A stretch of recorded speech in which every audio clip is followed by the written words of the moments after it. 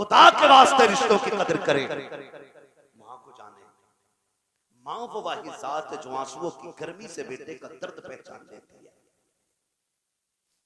तारीख में एक बहुत बड़ा नाम खैरुत ताबईन हजरत उवैस करनी का नाम है। हजरत उवैस करनी, और ये उवैस करनी वो है जिन्होंने मुस्तफा को कभी देखा नहीं और इश्क इतना करते थे कि हर वक्त हुजूर के तसव्वुर में गुम रहते थे। मेरे नबी मिंबर पे तशरीफ लाए और आका करीम ने खुतबा इरशाद फरमाया, सहाबा कर्न में मेरा उवैस रहता है, उसकी पहचान यह है कि उसकी हथेली पे सफेद दाग है, मगर वो रब का इतना महबूब है कि जब वो हाथ उठा देता है तो खुदा कभी उसके हाथ खाली नहीं लौटाया। मेरे आका ने फरमाया, सहाबा जब तुम में से कोई उससे मुलाकात करे तो मेरे उवैस से कहना कि वो मेरी उम्मत के लिए दुआएं मांगे। सहाबा अर्ज करते हैं, या रसूल अल्लाह इतना नेक बंदा, उससे दुआओं की गुजारिश? कहा हाँ, कहा रब ने उसको वो इज्जतें बख्शी हैं कि हाथ उठा देता है तो खुदा को राजी करके नीचे हाथ लगाता है। हुजूर कितना प्यार करते हैं। आका ने फरमाया बहुत। हुजूर मिलने नहीं आया आपसे? वो कहा मिलने तो आ जाता, मजबूरी है उसकी। कहा क्या? कहा एक नाबीना माँ है वो जिसकी खिदमत करता है, अगर माँ नाबीना ना होती और माँ इजाजत दे देती तो वो आता। कितना इश्क करते। जब कोई मदीने शरीफ से आता और कर्न के रास्ते से गुजरता, आप कहते कहां से आ रहे हो? कहा मदीने शरीफ से। फरमाते ठहर जा, मैं तेरे कदम चूम लूं। तेरे कदमों ने वो जमीन चूमी है जिस जमीन पे मेरा महबूब रहता है। फिर हुजूर के हवाले से पूछते और रोते रहते थे, रोते रहते थे। मेरा इमाम कहता है इश्क तेरे सस्ते, जलने से छुटे सस्ते, जो आग बुझा देगी वो आग लगाई। बड़ा इश्क करते। एक दिन माँ के पैर दबा रहे, मैंने कहा था माँ बेटे की आंसू की गर्मी से पहचान लेती है उसके सीने का दर्द कितना है। आज हुजूर की बड़ी याद आ रही है और पैर दबाते दबाते दबाते दबाते रोने लग गए। जैसी आंसू का कतरा माँ के कदम पे गिरा, माँ ने कहा उवैस खैर है बेटे? आज तक इस दर्द से कभी रोते हुए नहीं देखा। माँ नाबीना है और आंसू का कतरा गिरते ही बोल पड़ती है, बेटे कभी इस दर्द से रोते हुए नहीं देखा। हो क्या गया? रो के कहते अम्मी आज महबूब की बड़ी याद आ गई। अम्मी अगर आज ना गया ना, मुझे लगता है मेरा कलेजा फट जाएगा। आज दर्द बर्दाश्त नहीं हो रहा है, आज जुदाई बर्दाश्त नहीं हो रही। माँ तो माँ होती है ना। माँ ने कहा जा ठीक है, एक काम कर, सुबह मेरा शाम तक का इंतजाम कर जाना और सुबह के काफिले से मदीने निकल जाना, लेकिन सूरज छुपने से पहले आ जाना, क्योंकि अगर तुझे आने में देर लग गई मेरा काम खराब होगा। सूरज छुपने से पहले आ जाना। उवैस करनी ने सारी तैयारियां मुकम्मल की और करके उस काफिले के साथ हो लिए जो कर्न से मदीने जा रहा था। जैसे उस काफिले के साथ निकले हैं, काफिला चलते चलते थक के बैठ जाता है। हजरत उवैस करनी के पास वक्त कम था, आप बैठे नबी दौड़े लगा देते हैं। दौड़ते दौड़ते वो वक्त आ गया कि आपके पैरों में छाले पड़ गए, टूटे छाले, और आपने फूटे छालों को देख के कहा था शुक्र है मेरे परवरदिगार, कम से कम मेरे पैर के पानी से इस रेत की प्यास तो बुझ गई है। रोते रोते हुजूर के शहर में दाखिल हो जाते हैं। जब मदीने शरीफ में दाखिल हुए हैं, बच्चों को खेलते देखा, उठा के सीने से लगा के कहते हैं कितने नसीब वाले हो, तुम उस शहर में सांस लेते हो जिसमें मेरा यार रहता है, तुम उस शहर में रहते हो जिसमें मेरा महबूब रहता है। ये कह के मिट्टी उठाते, चूमते, बालों पे डालते और बच्चों को सीने से लगा के कहते मेरा यार कहाँ है? किसी ने कहा वहां मस्जिद नबवी चले जाओ, वहां मुस्तफा मिल जाएंगे। मस्जिद नबवी में गए हैं, जाकर के देखा मेहराब व मिंबर खाली है। फिर पूछा कहाँ मिलेंगे? किसी ने कहा हुजरे आयशा में होंगे। उम्मुल मोमिनीन आयशा सिद्दीका से इजाजत ली है। कहा कि वाह सरकार हैं कि नहीं? अंदर से आवाज आई अभी अभी सरकार कहीं चले गए हैं। अल्लाह अकबर इतना सुनना था। आप कहते उम्मुल मोमिनीन पर्दा फरमा लीजिए, तब तो मैं उस जगह को देखना चाहता हूँ जिस जमीन पे मेरा महबूब बैठा करता है। उम्मुल मोमिनीन आयशा सिद्दीका फरमाती है अजीब हाल था दीवाने का। जब वो आया था मैंने पर्दे की आड़ से महसूस हुआ कि कभी हुजूर के बिस्तर को चूम रहा था, कभी मेहराब पे लिपट के रोता था, कभी मिंबर से लिपट के रोता था, कभी सरकार की चटाई को देख के रोता था। इस बेकरारी को देखा और जाते जाते कहने लगा सैयदा महबूब आ जाए तो सलाम कह देना। अंदर से आवाज आई अगर इतना इश्क करते हो तो ठहर करके इंतजार क्यों नहीं कर लेते हो? उवैस करनी ने कहा था माई मेरे आगे मजबूरी है, अगर मजबूरी ना होती शाम तक तो क्या कहे मैं पूरी जिंदगी उनकी राहों में बैठ के इंतजार कर लेता। ये कहते हुए रोते हुए उवैस करनी निकल जाते हैं। कहा महबूब आए तो मेरा सलाम कह देना।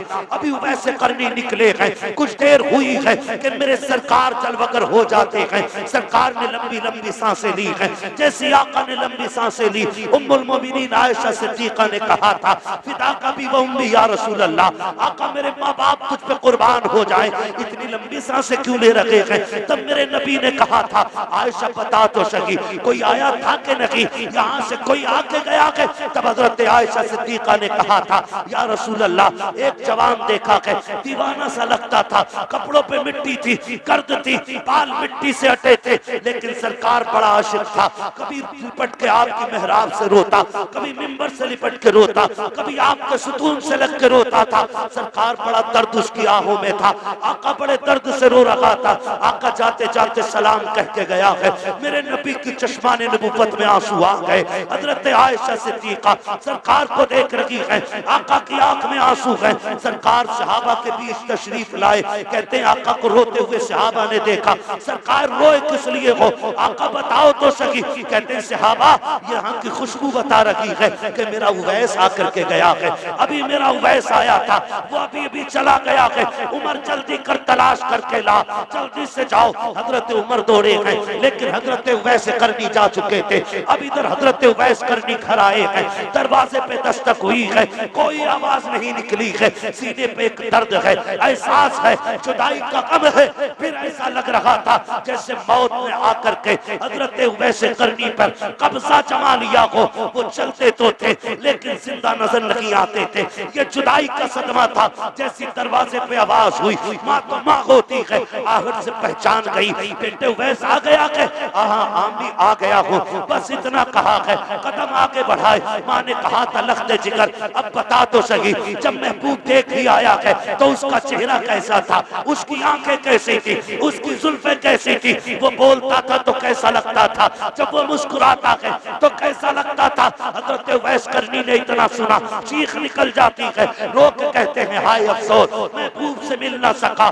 जैसे इतना सुना है माँ ने बेटे को सीने से लगाया, तसल्ली थी। हजरत उवैस करनी की हिचकी बन जाती है, रोते जा रहे हैं। माँ ने हाथ रखा बेटे की कमर पे और कहा था मेरे सीने से लग जा। माँ ने आंचल उठाए और दुआ दी या अल्लाह मेरा उवैस मेरी मोहब्बत में यार का दीदार छोड़ आया है, इसको इज्जत भी देनी है, इसको सिला भी देना है। और फिर बेटे को सीने से लगाया और कहा उवैस आंसू पोंछ ले, सारा जमाना मदीने वाले की बातें करेगा, मदीने वाला मेरे उवैस तेरी बातें करता रहा। 4000 अच्छे तो हम इन 500 के चक्कर में पूरा दिन जहन्नम खरीदते रहे। वो ऐसा वो वैसा वो अंधा भैंसा, यही करने में जिंदगी गुजर गई। मरना नहीं है, भाई को भाई के सामने ला करके खड़ा कर दिया। कौन सी ताकत हमारे खिलाफ नहीं है, कौन हमारा दुश्मन नहीं है। आज बातिल की सारी ताकतें इकट्ठा हो करके तुझे और मुझे मिटाने पे लगी है। एक केस ऐसा बता दो जो थाने मुसलमान का जाता हो, आसानी से निपटा दिया जाता हो। एक मुस्लिम कैदी बता दो जो जेल जाता हो, आसानी से छोड़ दिया जाता हो। कोई तुम्हारा हमदर्द नहीं है। खुदा का वास्ता दे के कहता हूँ अगर नफरतें हो गई है मोहब्बतें बांट लो, अगर एक दूसरे से नाराज हो गए हो, सुबह होने से पहले राजी कर लेना और जाओ दुश्मन के दरवाजे पे उसकी कुंजी बजा दो, कहते यार खुदा के लिए माफ कर दे। अगर वो धक्का दे के कहे गैरत नहीं आती है, फिर भी माफी मांगने आ गया के मैंने कल भी भगाया था अब फिर आ गया के, उसके पैर पकड़ लेना, कहना माफी दे दे, मैं अपने लिए नहीं अपने नबी के लिए आया हूँ। मेरे आका ने कहा कि जो रूठे हुए को पहले सलाम कर लेगा खुदा उसको उससे पहले जन्नत अता फरमा दे। कुछ बातें अर्ज कर लूं, अगर मेरी बातें कड़वी लग जाए ना तो माफ कर दीजिएगा, इसलिए कि मैं चापलूसी करने के लिए नहीं बैठा हूं। कोशिश करूंगा कि इतना कड़वा बोल के जाऊं कि मेरी बातें कब्र में भी याद आनी चाहिए।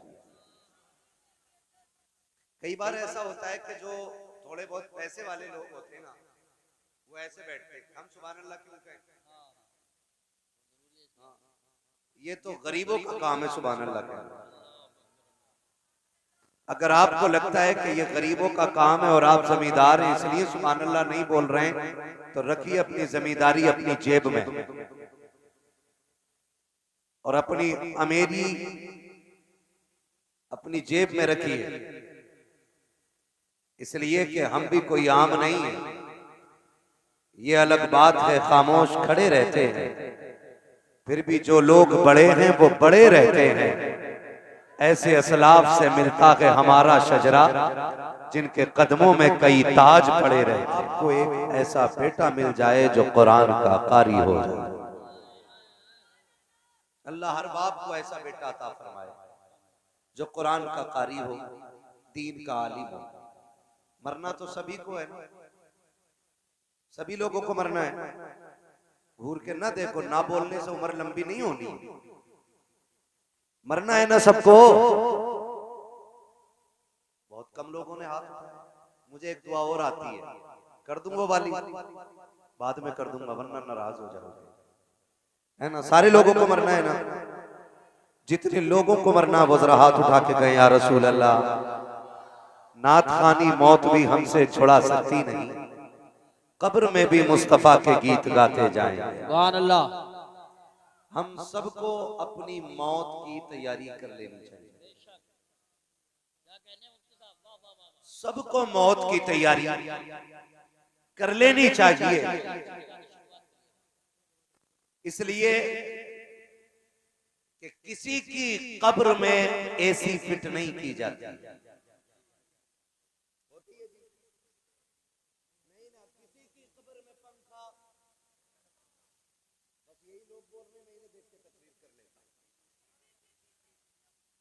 किसी की कब्र में पंखा, किसी की कब्र में यार साथ, खाली हाथ आए थे खाली हाथ, खाली हाथ आए थे खाली हाथ। खड़े वाले भी मुसलमान है ना, आप भी बोल सकते थे, खाली हाथ आए थे खाली हाथ जाएंगे। किसी की औलाद अब्बा की कब्र पे सोने का ताज नहीं चढ़ाती, चाहे वो मेरी कब्र हो या आपकी कब्र हो। औलाद किसी की बाप की कब्र पे सोने का ताज नहीं चढ़ाती है। मैं कारी यूसुफ साहब से मिला, मैं ये बात अक्सर कहा करता हूं कि जब हमें अपनों की कब्र पे जाने का वक्त नहीं मिलता तो हमारे बाद वालों को हमारी कब्रों पे आने का वक्त कैसे मिलेगा।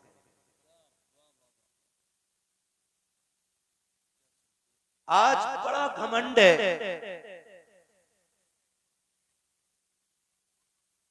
बड़ा रोब है अपनी दौलत का हमें। अगर थोड़े से टुकड़े गीले हो गए ना तो टांग पे टांग रख के सीधी बात बंदा कहता मेरे सामने कोई टिकता ही नहीं। हाँ, ऐसे औकात क्या है उसकी, हमारे सामने वो पड़ा हुआ है, हैसियत क्या है उसकी। जब ये ख्याल आ जाया करे तो कब्रिस्तान का एक चक्कर लगा लिया।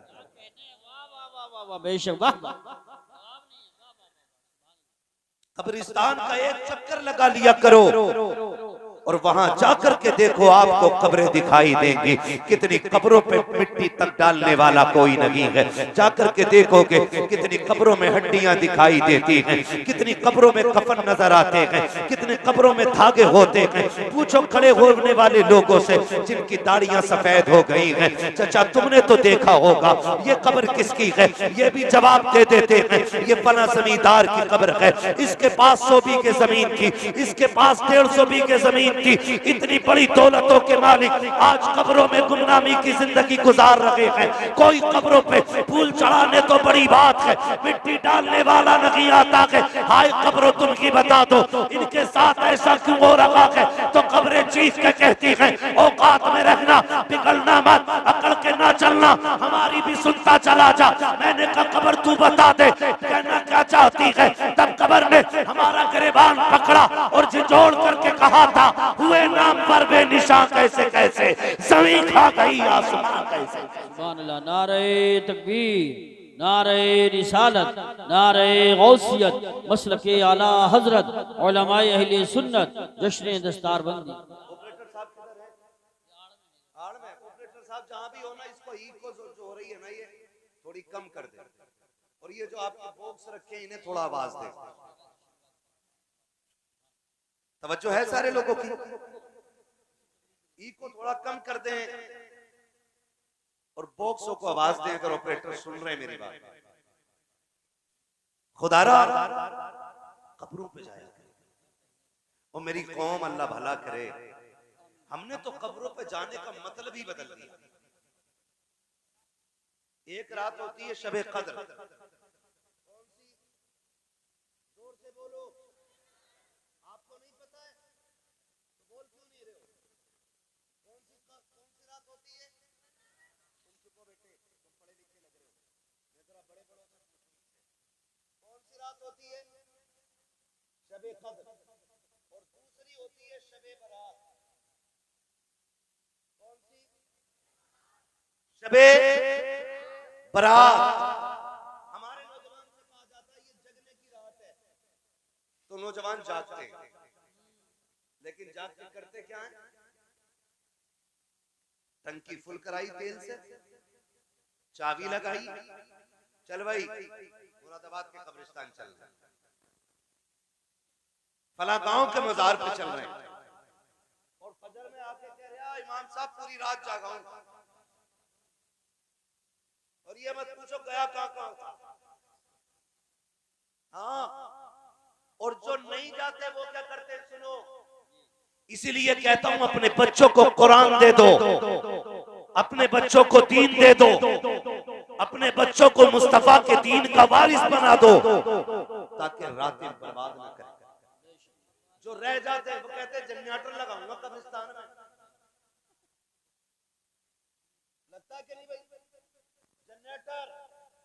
और अब तो कब्रिस्तान में भी सियासत, अपने मोहल्ले में लगाऊंगा भला, उधर दूसरों का कब्रिस्तान है उधर नहीं लगाना। पूरा दिन कब्रिस्तान में लाइटें लगाई, सजावट करते रहे। कितने तो नादान ऐसे भी होते हैं जो कब्रों की घास काट के उन पे चूना फेर देते हैं और कहते हैं जी वो जो दूर से दिख रही है ना सफेद सफेद वो मेरे अब्बा की कब्र है। पूछो इन उलमा से, गुलाब कब्रों पे इसलिए डाला जाता है ताकि उसकी तरी से मरने वाले को राहत महसूस हो। क्यों? क्योंकि चीज जब तक गीली रहती है वो अल्लाह की तस्बीह बयान करती रहती है। और हमारे जाहिल बेटे जिन्हें हमने इंजीनियर तो बनाया लेकिन कभी मौलवी बनाना पसंद नहीं किया, कितने बेवकूफ कहते रह गए अल्लाह मौलवियों से बचाए। कैसे बच जाएगा मौलवी से? अबे जब आता है तब मौलवी के गुण पढ़ने से आता है, और जब जाता है तो मौलवी की नमाज जनाजा से जाता है।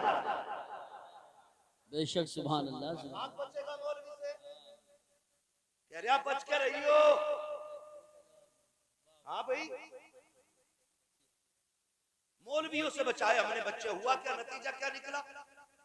बच्चों ने चूना फेर दिया कब्रों पर और लाइट लगा दी, पूरी रात कब्रिस्तान में लाइट चेक करते रहे कौन सा बल्ब कितनी तेज है, कब्रें कितनी दिखाई दे रही हैं। जब हम कब्रों पे लाइटें लगा करके जश्न मना रहे होते हैं, तब हमारे मरने वाले जो मदफून होते हैं वो आवाज दे के कहते हैं, और नादान ये जो ऊपर तूने बल्ब लगाया है इससे हमें क्या फायदा होना है, इसकी रोशनी तो तेरे लिए है, ये जो तूने ऊपर लाइट की है इससे हमें क्या मिलने वाला है, इससे हमारा कोई फायदा नहीं। अगर तू हमारे फायदे के लिए कब्रिस्तान आया है तो यहाँ जनरेटर न लेके आता, 10,000 की सीआई फैन न लगाता, यहाँ पे लाइटें न लगाता। अगर हमारी लागत की बात थी तो कुरान की छोटी सी कोई सूरत पढ़ देता, कोई आयत पढ़ देता, हमारी रूह को बख्श देता। जनरेटर का उजाला तुझे फायदा देता, कुरान की तिलावत का उजाला हमें कब्रों में फायदा देता।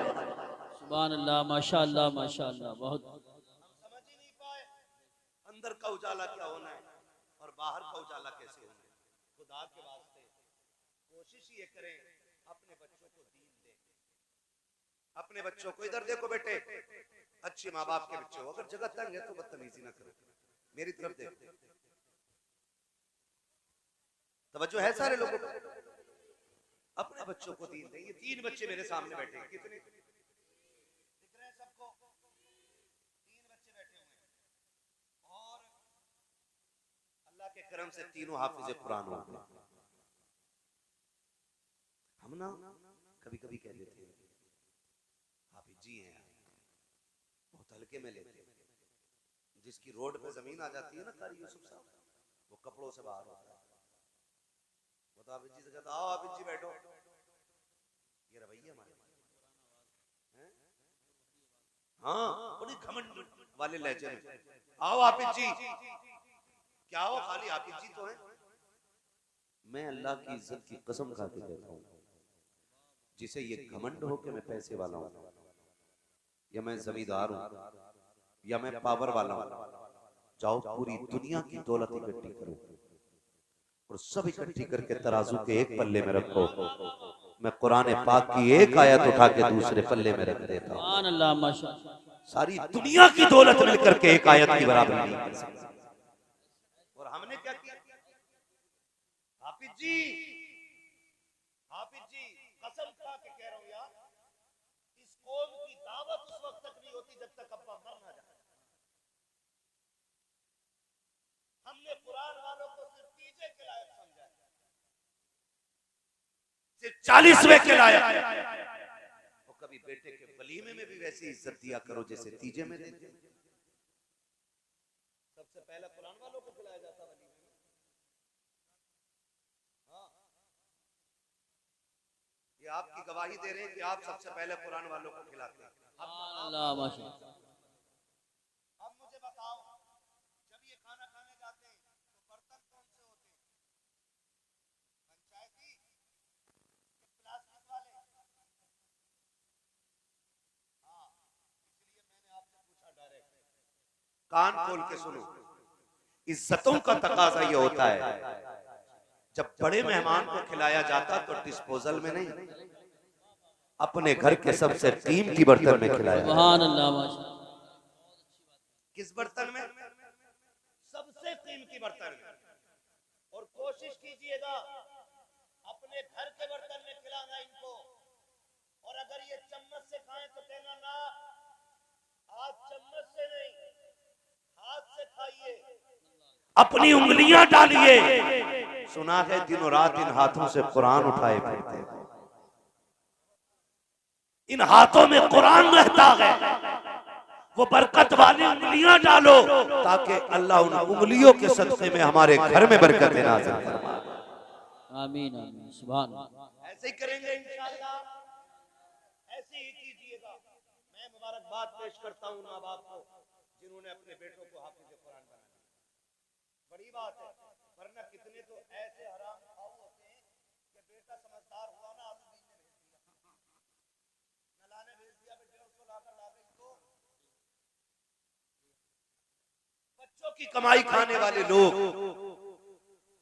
छोटे बच्चों की कमाई खाने वाले लोग, वो सिर्फ उनके बचपन को बर्बाद नहीं करते, उनकी पूरी जिंदगी को बर्बाद कर देते। आज इनसे मजदूरी करा लो, कल ये मंडी में बिकेगी। आज इनके 200 रुपए के लालच से तुम इनके हाथों से किताबें छीन लो, ये कल मंडी में जाके खड़े होंगे और ये जब तुम्हारी याद आएगी तो तुम्हें लानतें दिया करेंगे। कहा करेंगे काश खुदा ऐसा बाप देता जो हमारे हिस्से की मेहनत करके हमें हमारे हाथ में कुरान की दौलत अता करे। सुभान अल्लाह। इसलिए आपसे मेरी गुजारिश है, अच्छे माँ बाप वो होते हैं जो अपने बच्चों की तालीम का इंतजाम करते हैं। और तालीम का फायदा सिर्फ ये नहीं कारी यूसुफ साहब कि ये हाफिजी बन गए तो इमामत करेंगे, सिर्फ ये फायदा नहीं। अगर ये आलिम बन गए तो किसी मदरसे में पढ़ाएंगे, सिर्फ ये फायदा नहीं, बल्कि जिस घर में आलिम पैदा हो जाता अल्लाह उस घर को बदअकीदगी से बचा दिया। उस घर में कभी बदअकीदा आदमी नहीं आता है। जिस घर में हाफिज होते, जिस घर में आलिम होते, उस घर में कभी बदअकीदा नहीं आया करते, उस घर में कभी वहाबियत नहीं आया करती, इसलिए कि उस घर की हिफाजत अल्लाह कुरान की बरकतों से फरमाया करता है। और ये हुआ एक फायदा। दूसरा फायदा कारी यूसुफ साहब, आप दुनिया की सारी किताबें पढ़ दीजिए, वो ये तो कहते हैं कि जी बाप को घर से निकालना बुरा है, बाप को गाली देना बुरा है, लेकिन दुनिया की कोई किताब ये नहीं बताती है कि माँ के कदमों के नीचे जन्नत है। बाप जन्नत का दरवाजा है, ये सिर्फ मोहम्मद अरबी का दीन बताया है। जब हम दीन सीखते हैं तो हमें रिश्तों का पता चलता है। मैंने बहुत सोचा मैं अपने बच्चों को क्या बनाऊं, आखिर में मैं इस नतीजे पे पहुंचा कि अपने बच्चों को सिर्फ और सिर्फ हुजूर का दीन दूंगा। इसलिए कि मैंने डॉक्टरों के रिश्तेदार भी देखे, मैंने इंजीनियरों के रिश्तेदार भी देखे, मैंने उनका खानदान भी देखा है जिनके एक साइंस से लाखों रुपए पैदा होते, मैंने कुरान वालों का खानदान भी देखा है। मैं कितने ऐसे हाफिजों को जानता हूं कि जो महीने के 6,000 कमाते हैं, लेकिन भाई का भी ख्याल रखते हैं, बहन का भी ख्याल रखते हैं, बहनोई का भी ख्याल रखते हैं, फूफी का भी ख्याल रखते हैं, खाला का भी ख्याल रखते हैं। अगर सबसे ज्यादा रिश्तों को जोड़ना कोई सिखाता है तो मोहम्मद अरबी का दीन सिखाया करता है। यही मदरसे में बैठ के पढ़ने वालों को, ये दरसगाह में बैठ करके पढ़ाने वाले कुरान वाले बताते हैं हर रिश्ते की कदर कीजिएगा। किस लिए? वो जवाब देते हैं इसलिए कि अगर किसी का दिल तोड़ दिया तो 1000 काबे ठाने से ज्यादा बुरा काम होगा।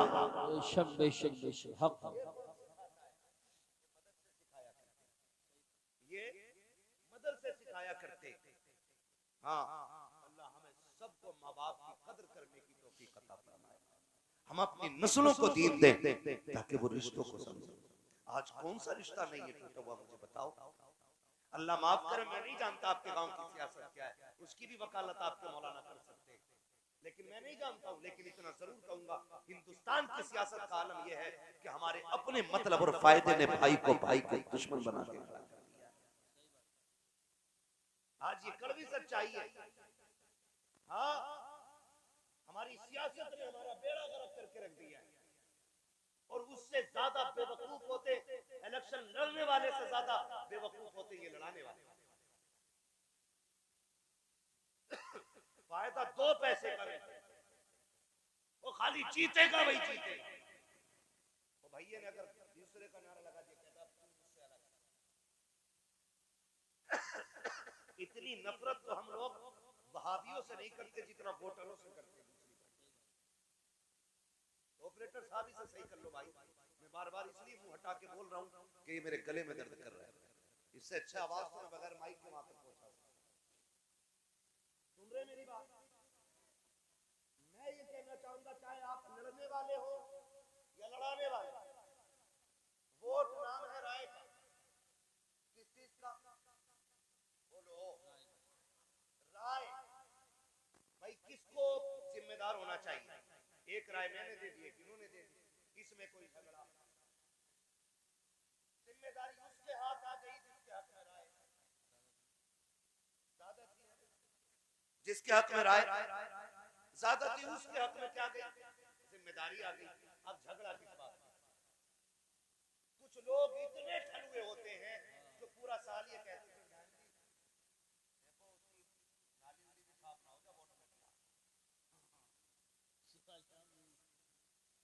और इतनी चुगलखोरी पे एक कप चाय मिल जाती है, ये इसकी औकात है। इतनी एक कप चाय। ये बच्चे क्यों नहीं बोल रहे कितनी बस एक कप चाय से ज्यादा कुछ नहीं, और सुबह से शाम तक बैठा रहेगा। तुम्हारा तो जवाब ही नहीं, सुबह से शाम कह रहे तुम्हारा तो जवाब ही नहीं प्रधान जी, क्या करा है। 8 दिन बैठेगा बाजार, 8 दिन बाद 500 रुपए मिल जाते हैं, उन्हें दबा के बाजार करने डाले। सच्ची बताओ, अगर बंदा 8 दिन मंडी में काम करे कितने कमाएगा? बोलो, क्या बात है, माशाअल्लाह। कितने?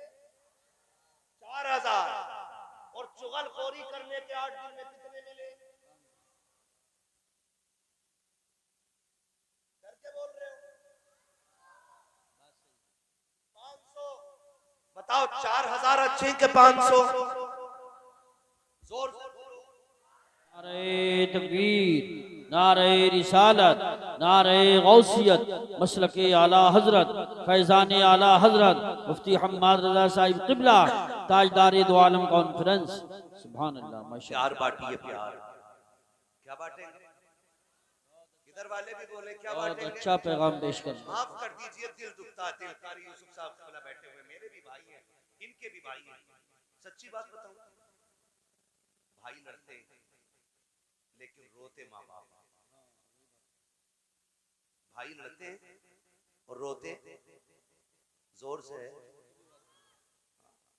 रोते माँ बाप।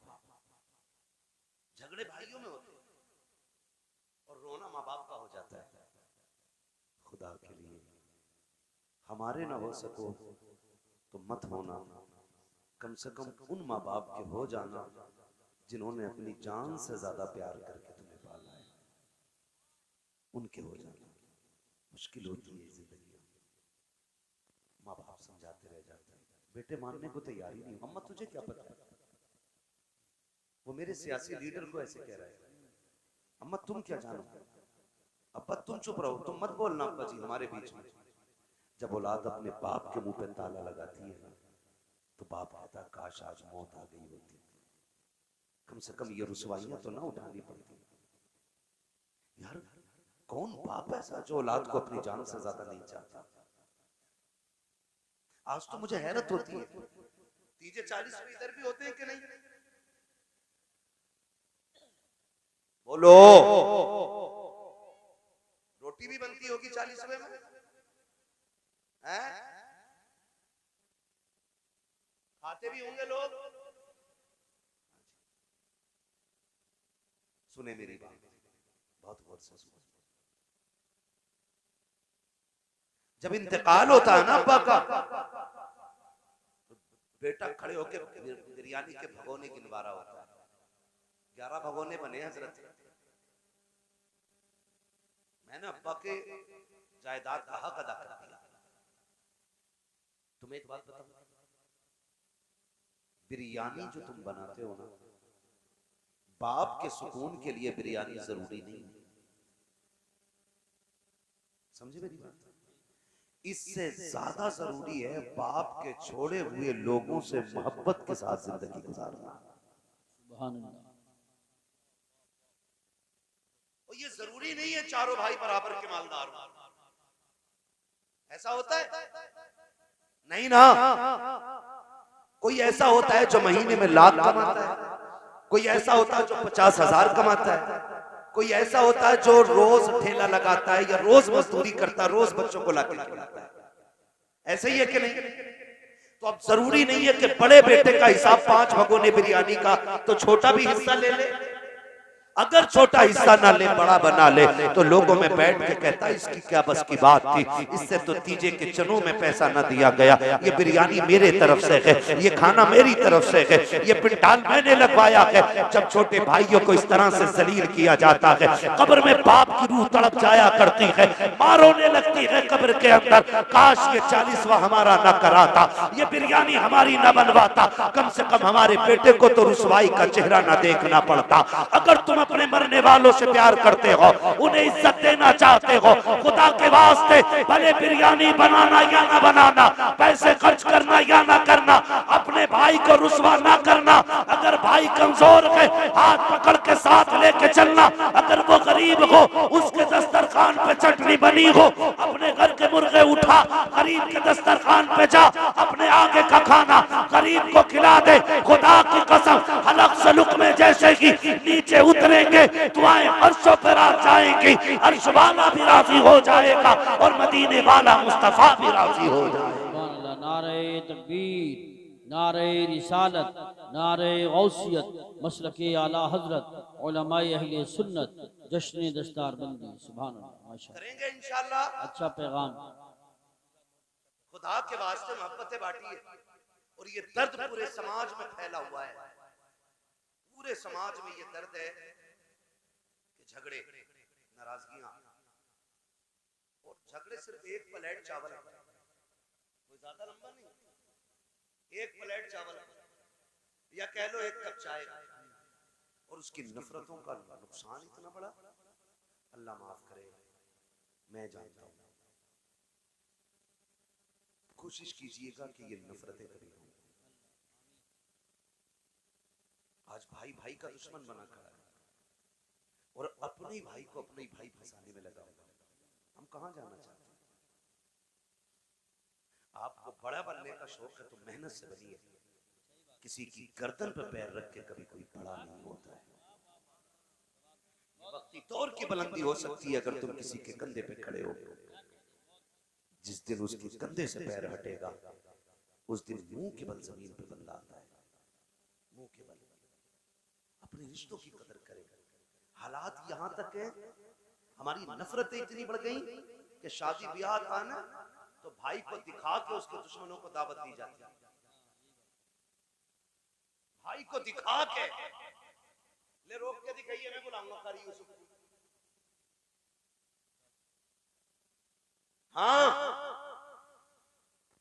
रोक के दिखाइए, मैं बुलाऊंगा कारी आरिफ को, देखो कैसे रोक लेगा तू। अपने भाई को जलील करने के लिए उसके दुश्मन को बुलाया जाता है। आपको पता है पूरे मोहल्ले में नौत नौत के दावत करते हो, जूतियां खींच लेते हो नेताओं की दावत करने में। आना जरूर है, तिरमुख साहब आना जरूर है, विधायक साहब आना जरूर है। हाँ, जूतियां खिस गई है और वीआईपी टेंट लगा करके खिलाता है। कहता हूटर दूर से बजा देना ताकि पता चल जाए विधायक साहब भी आए थे, मंत्री जी भी आए थे, प्रमुख साहब भी आए थे। दूर से होटल हूटर देते हुए गाड़ियां आ रही हैं, लोगों में धूमधाम मनाई जा रही है। लेकिन हाथ जोड़ के कहना चाहता हूँ, तूने दुनिया की दावत कर दी है, लेकिन तुझे पता है जब तेरे बेटे की शादी का दिन रखा हुआ था तो सुन, उसके बच्चों से ज्यादा तेरे बच्चों ने खुशियां मनाई थी। तेरे भतीजे की खुशी की, तेरे बच्चों को भी बहुत ज्यादा खुशी थी। वो कहते थे अब्बा जी आपकी नाराजगी है, हम जोड़े नए जरूर पहनेंगे, आप अगर ना भी जाओगे हम भी जाएंगे। बाप कहता था तुम क्यों जाओगे? कहेगा अच्छा, नाराजगी तो भाई भाई की है, हमने उंगली पकड़ के खेलना सीखा है, हमने उंगली पकड़ के चलना सीखा है, एक दूसरे के साथ गुड़िया गुड्डों से खेले हैं। आज तुम्हारी नाराजगी को लेकर के इतने बड़े फासले हम कैसे बर्दाश्त करेंगे? खुदा की कसम खा के कहता हूँ, जब तेरी मूंछ की और नाक की लड़ाई होती है उसमें पिस जाते हैं तेरे मेरे बेगुनाह बच्चे, बेकसूर बच्चे रोया करते हैं। क्या तुमने नहीं देखा जब सगा चचेरा भाई दूल्हा बन के निकलता है, चचा साथ पहने घर में छुप के रोया करती है। वो जानती है कि इसके दरवाजे पे कुत्ते तो आके चले गए हैं, अगर नहीं आया है तो उसका सगा भाई नहीं आया है, सगा भतीजा नहीं आया है। तुम्हें खुदा का वास्ता दे के कहता हूँ, अगले दिन बातें किया करते हो। लो जी नेताजी आए थे, मंत्री जी आए थे, अल्लाह का शुक्र अदा किया करो। अगर उसने तुम्हें भाई जैसी दौलत दी है, अगर भतीजे दिए हैं, तो शुक्र के सजदे लुटाया करो। ये दौलत अगर किसी को नहीं मिलती है, खुदा की कसम उससे पूछो जिसके पास भाई की दौलत ना हो, भतीजों के रिश्ते ना हो, कितने तनखा रह जाते हैं वो दुनिया में। ईद त्योहार पे भी खुशियां नहीं मिलती है, नए कपड़े पहन तो लेते हैं, देख करके मुस्कुराने वाले नहीं मिलते हैं, खाने तो अच्छे बनते हैं, बिन बुलाए आने वाले जब रिश्तेदार नहीं होते हैं तब घर अकेले नजर आते हैं। तुम्हें खुदा का वास्ता देता हूँ, अगर तेरे घर पे खुशी आ जाए, मंत्री को बुलाना या मत बुलाना, नेता को बुलाना या मत बुलाना, पैसे वालों को बुलाना या मत बुलाना, उस भतीजे का हाथ पकड़ के लाना जो दीवार के पीछे बैठ के रो रहा हो, उस भतीजी को गोद में उठा के लाना जो पर्दे के अंदर बैठ करके अपने बाप जैसी सूरत चचा को देख करके रो रही हो, जिसे ये ख्याल सता रहा हो काश आज मैं भी चचा के घर होती, जिसे ये ख्याल रुला रहा हो कि मेरा कोई रिश्ता नहीं है, मैं तो छोटे पापा कहती थी, आज क्या वो मुझे भूल गए हैं। जब ये रिश्ते बेटियों को रुलाया करते हैं तो मुबारक हो तुझे नेताओं की दावत, मुबारक हो तुझे मंत्रियों की दावत। क्या फायदा तेरे दरवाजे पे अगर दुनिया खा के चली गई, कोई नतीजा नहीं है। खुदा की कसम तेरे दरवाजे पे मंत्री खा के जाए कोई शान नहीं बढ़ती है, तेरे दरवाजे पे अमीर खा के जाए कोई रुतबे नहीं बढ़ते हैं। मजा तो तब है जब तेरे दरवाजे पे नेता आए या ना आए, तेरे बाप का बेटा तेरी माँ का लाल जरूर आए। सुभान अल्लाह, माशाअल्लाह। नारे तकबीर, नारे रिसालत, नारे गौसियत, मसलक आला हजरत, उलमाए अहले सुन्नत।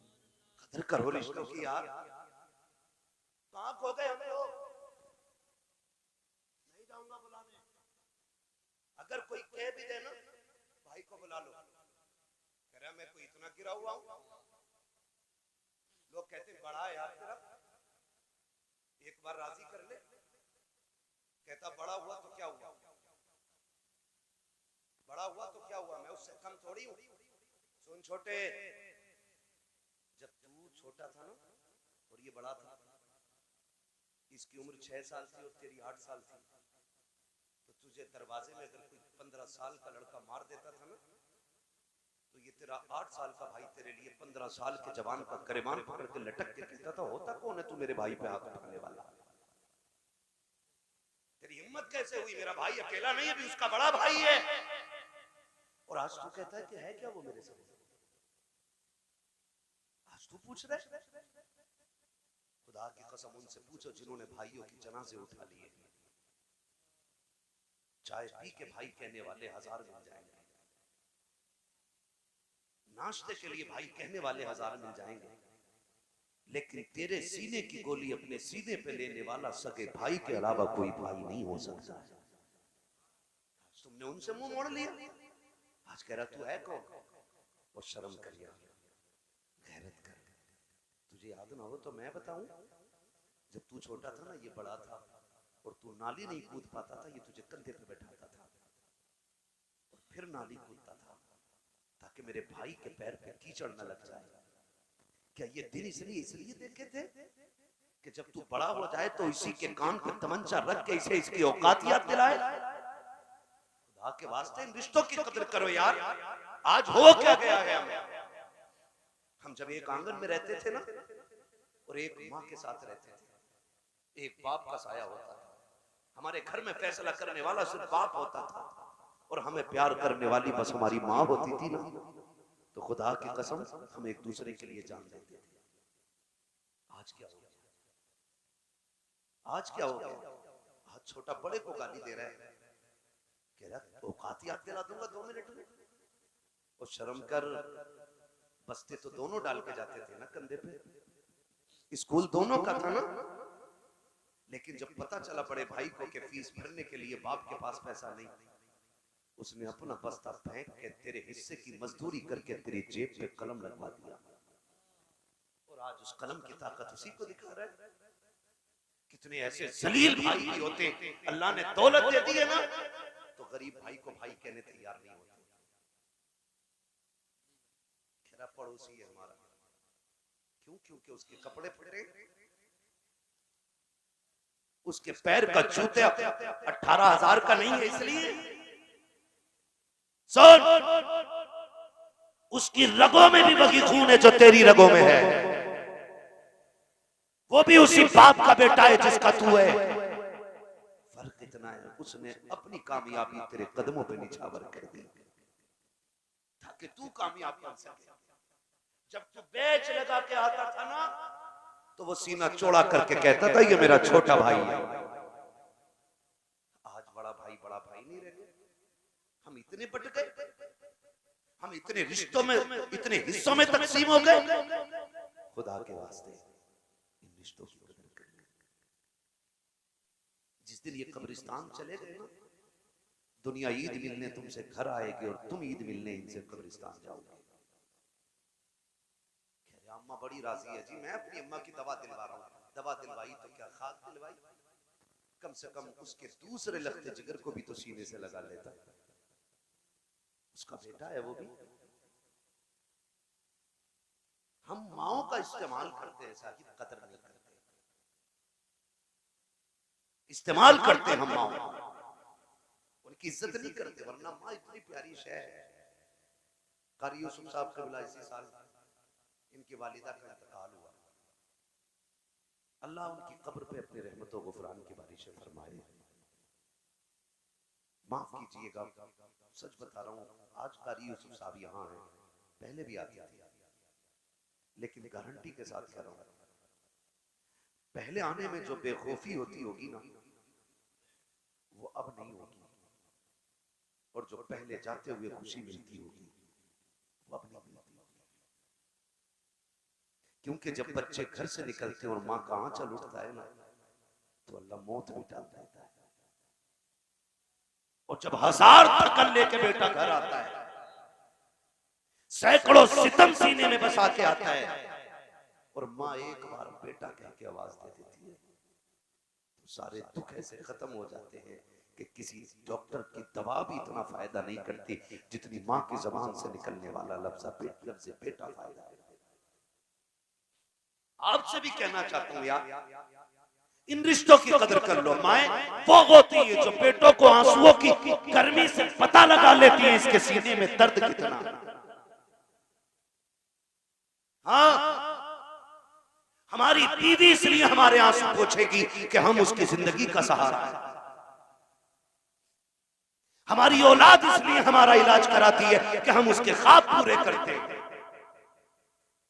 लेकिन माँ सिर्फ इसलिए दुआएं देती रहती है कि वो हमें देख करके खुश होती है।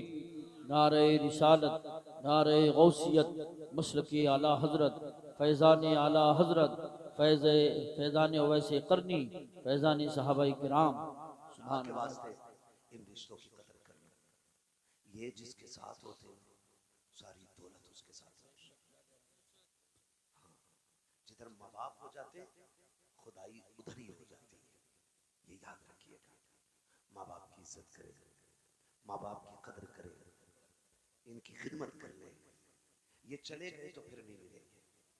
ये नौजवान मेरे सामने बैठे, कितने नौजवान हाथ उठाए जरा, जितने नौजवान बैठे, हाँ जी, बस हाथ नीचे कर ले।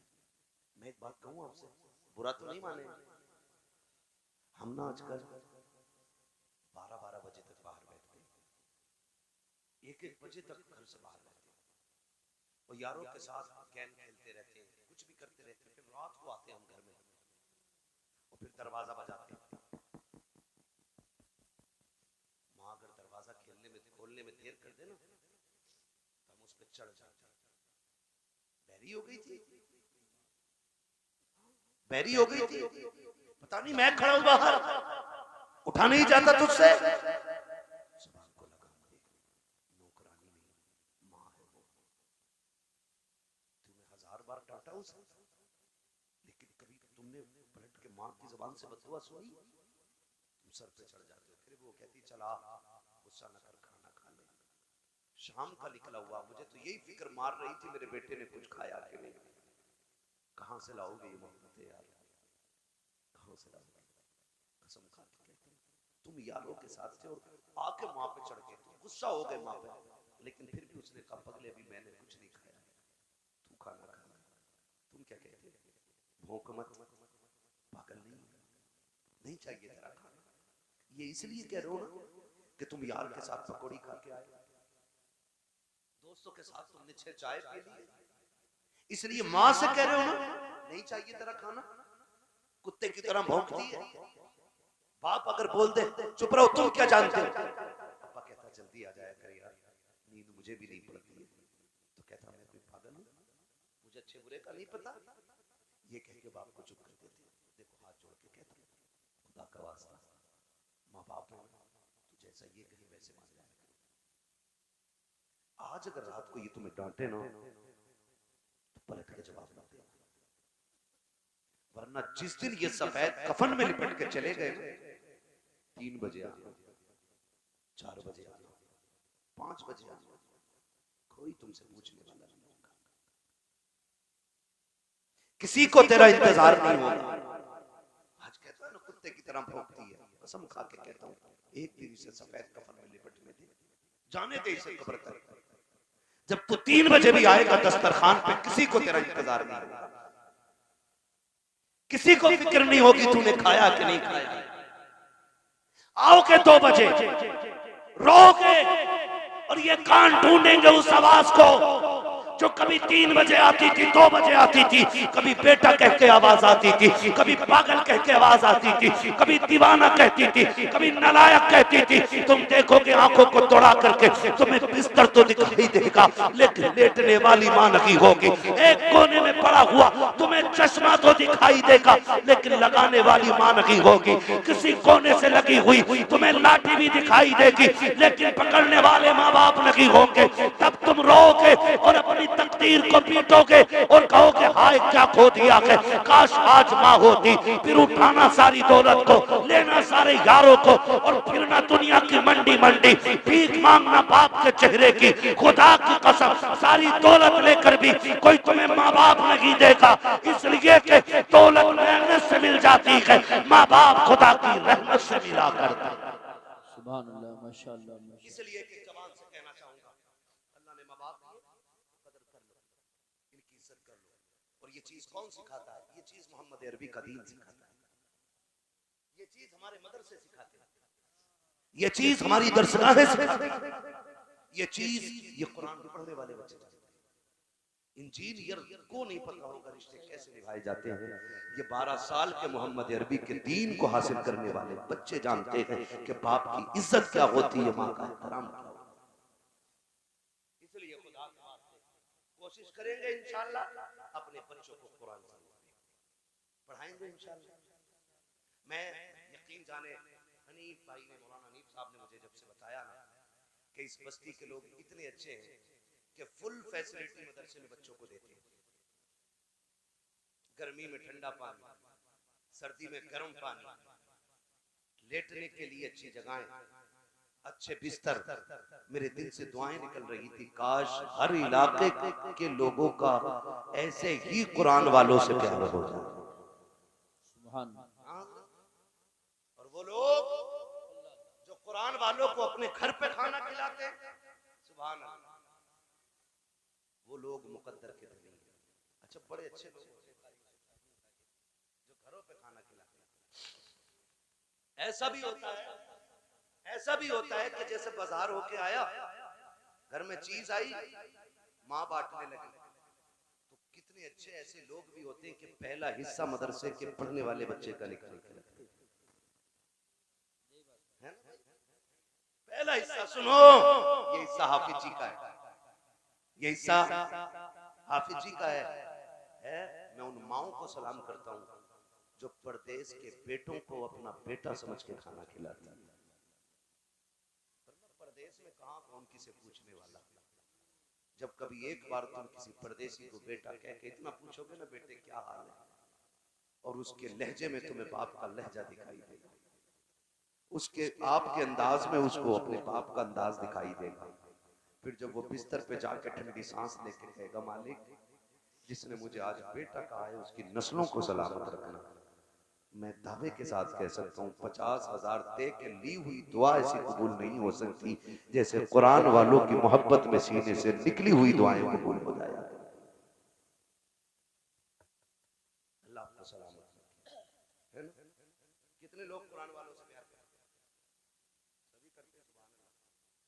कितने लोग अपने माँ बाप से मोहब्बत करते हैं? सारे ही करते हैं। हाथ नीचे, खुदा सलामत रखे। मैं चाहता हूं कि ये इदारा फैजुल उलूम जामिया इस्लामिया फैजुल उलूम, इसमें जो कुरान वाले पढ़ रहे हैं इनकी और बेहतर इंतजाम के लिए, इनके असातिज़ा की तनख्वाह के लिए और अपने इदारे की जरूरतों के लिए कितने लोग ये चाहते हैं कि ताउन होना चाहिए? कितने लोग चाहते हैं? सलामत रहे माशाअल्लाह, ठीक है ना? अब मैंने इतनी देर गुफ्तगू की आपसे, है कोई जो अपने माँ बाप के नाम पे सबसे पहले उठ के सबसे बड़ी बोली इस इदारे के इमदाद के लिए लगे? क्या बात है सद्दाम भाई, माशाअल्लाह। हमारे भाई सद्दाम साहब ने पंजतन पाक की निस्बत से 5000 का ऐलान कराया है। बोलो सुभान अल्लाह यार, माशाअल्लाह। सद्दाम भाई ने 5 की बोली लगाई। हमारे आलिम भाई दानी जानी बैठे हुए, इन्होंने गरीब नवाज की छठी की निस्बत से 6000 का ऐलान कराया है इस बार, है ना भाई? हाँ, हमारे बोली बढ़ती जाएंगी इंशाअल्लाह। 6000 रुपए है। कितने?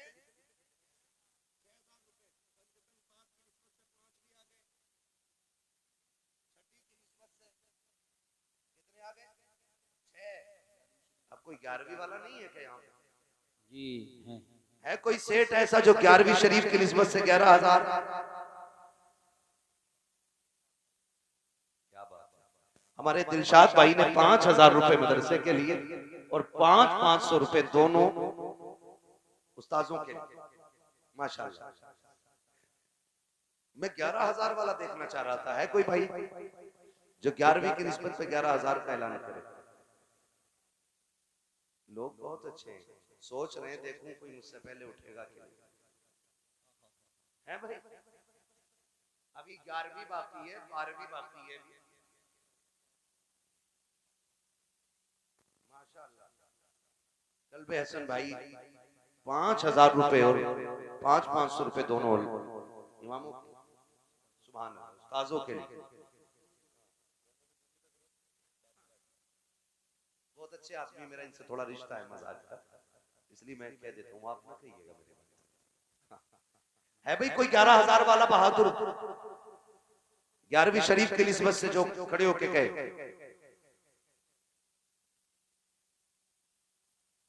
कोई नहीं इतना मालदार यहाँ जो 11,000 का ऐलान कर सके।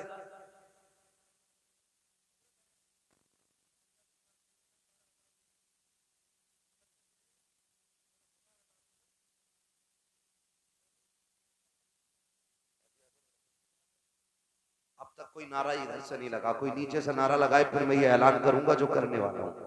है कोई? जवाब दे दो भाई, बावले गांव में ऊंट थोड़ी आया नारा लग रहा है।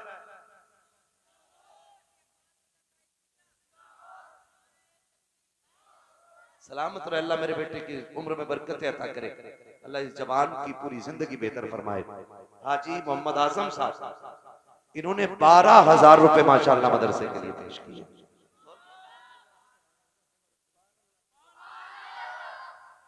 12,000 रुपए मदरसे के लिए हाजी मोहम्मद आजम साहब की जानिब से और 1,000 रुपए दोनों असातिज़ा के लिए माशाअल्लाह पेश किए।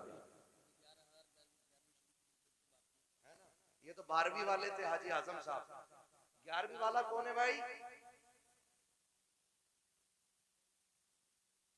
है कोई 11वीं वाला?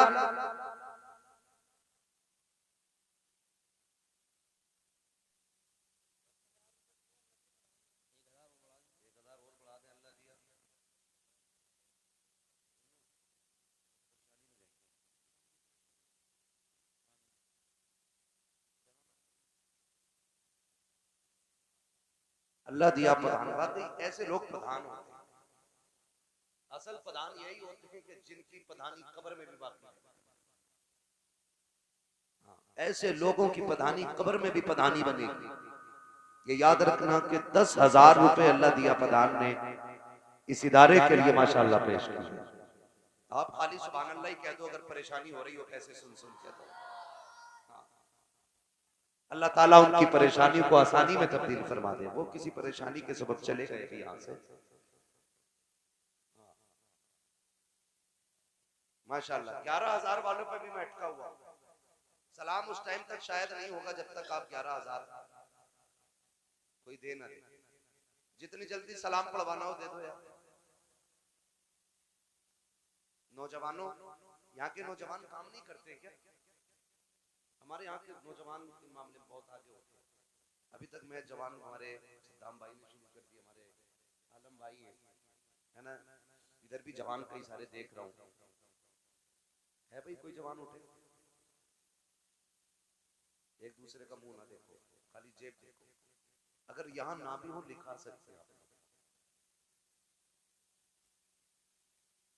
और किसी को कोई हिस्सा लेना है? बस